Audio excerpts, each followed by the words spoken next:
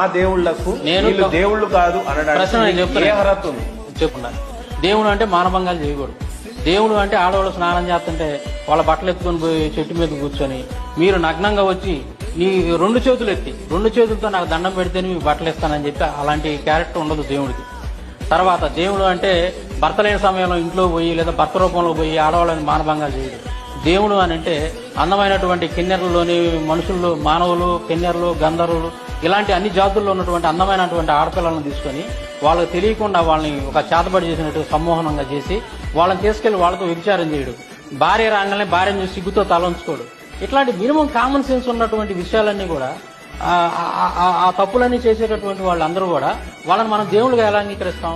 ఈ రోజు చెప్తున్నానండి, ఎక్కడైనా సరే ఒక స్త్రీని మానభంగం చేసాడు ఒక వ్యక్తి అని అంటే ఆ వ్యక్తిని మనం ఎంత నీచంగా చూస్తాం. అలాంటి వాడిని తీసుకొచ్చి మన ఇంట్లో పెట్టి పూజ చేసుకోం కదా. ఎవడైనా